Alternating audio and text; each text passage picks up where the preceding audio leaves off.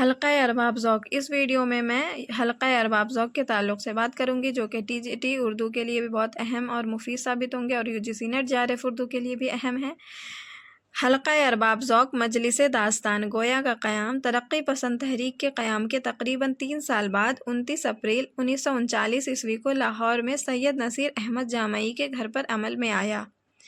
حلقہ ارباب ذوق یعنی مجلس داستان گویا کا قیام ترقی پسند تحریک کے قیام کے تقریباً 3 سال کے بعد 29 اپریل 1939 کو لاہور میں سید نصیر احمد جامعی کے گھر پر عمل میں آیا۔ حلقہ ارباب ذوق اور ترقی پسند تحریک کو ایک دوسرے کی ضد قرار دیتے ہیں۔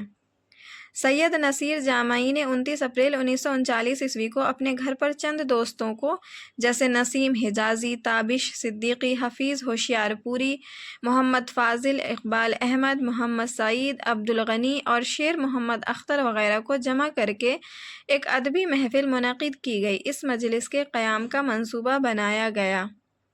سید نصیر جامعی نے 29 اپریل 1939 کو اپنے گھر پر چند دوستوں کو جیسے نسیم حجازی، تابش صدیقی، حفیظ ہوشیار پوری، محمد فاضل، اقبال احمد، محمد سعید، عبدالغنی اور شیر محمد اختر وغیرہ کو جمع کر کے ایک ادبی محفل منعقد کی۔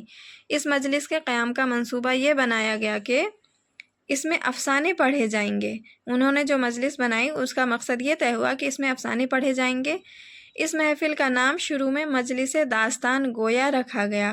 ابتدائی 9 نشستیں مجلس داستان گویا کے نام کے تحت ہی منعقد ہوئیں۔ ابتدا میں جو 9 نشستیں ہوئی ہیں اس مجلس کی، وہ مجلس داستان گویا کے نام سے ہی ہوئی۔ 10ویں نشست میں 2 ستمبر 1939 کو منعقد ہونے والے جلسے میں مجلس داستان گویا کا نام تبدیل کر کے حلقہ ارباب ذوق حفیظ ہوشیار پوری کی تجویز پر رکھا گیا۔ 2 ستمبر 1939 کو جو جلسہ منعقد ہوا تھا اس مجلس کا، مجلس داستان گویا کو، تب اس کا نام تبدیل کر کے حلقہ ارباب ذوق رکھ دیا گیا تھا۔ 10ویں نشست تھی۔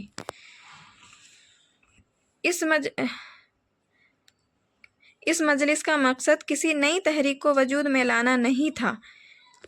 اس کا مقصد تقریب ملاقات کی تھی، یعنی اس کا مقصد یہ جو مجلس بنائی گئی تھی اس کا مقصد تھا کہ سب اپنے جو ہے افسانے یا جو بھی کلام ہے ان کا پیش کیا جائے گا اور سب اس پر تنقید کریں گے اور تنقید کر کے ان کی اصلاح کی جائے گی۔ کوئی بھی اس تنقید سے غصہ نہیں ہوگا، یہ بھی طے ہوا تھا کہ کوئی غصہ نہیں ہوگا تنقید کیے جانے پر، بلکہ اس کی خوش دلی سے اس کو قبول کرے گا اور اس کی اصلاح کرے گا۔ اس کا مقصد یہ نہیں تھا کہ تحریک لانا ہے، لیکن دھیرے دھیرے یہ ایک تحریک کی شکل اختیار کر گئی بعد میں۔ ابتداءً حلقہ ارباب ذوق کے جلسے ارکان حلقہ کی رہائش گاہوں پر ہر اتوار کو ہوا کرتے تھے۔ یہ بھی اہم پوائنٹ ہے کہ ہر اتوار کو اس کے جلسے ہوتے تھے۔ 1944 سے ارکان حلقہ کے گھروں کے بجائے MCA ہال میں منعقد ہوئے پہلے جلسے کی صدارت حفیظ ہوشیار پوری نے کی تھی، جس میں پہلا افسانہ تلافی نسیم حجازی نے تنقید کے لیے پیش کیا تھا۔ پہلے یہ جو مجلس ہوتی تھی وہ گھروں پہ منعقد ہوتی تھی، بعد میں یعنی 1944 میں MCA ہال میں منعقد ہونے لگی۔ میرا جی نے سب سے پہلے 25 اگست 1940 کو حلقے کے جلسے میں قیوم نظر کی دعوت پر شرکت کی تھی۔ میرا جی اس کے پہلے رکن نہیں تھے، لیکن بعد میں انہوں نے قیوم نظر کی دعوت پر اس حلقے میں شرکت کی 1940 کو۔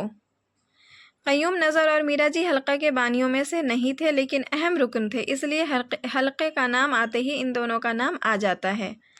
میرا جی کی وجہ سے حلقے کو واضح ادبی رجحان ملا۔ میرا جی کی آمد سے حلقے میں نئی روح پیدا ہو گئی۔ یہ شیر محمد اختر کا قول ہے کہ میرا جی کی آمد سے حلقے میں نئی روح پیدا ہو گئی۔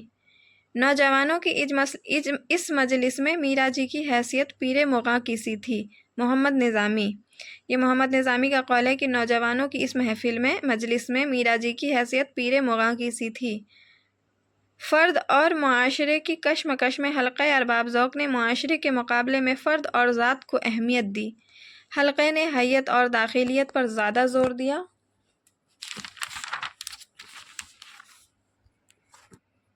حلقے کے فنکاروں کے نزدیک اچھا ادب وہ ہے جو اپنے ماحول کا عکاس و ترجمان بھی ہو اور جس میں روایت کی پاسداری بھی موجود ہو۔ حلقہ ارباب ذوق نے ترقی پسند تحریک کے ادب برائے زندگی کے مقابلے میں ادب برائے ادب پر زور دیا ہے۔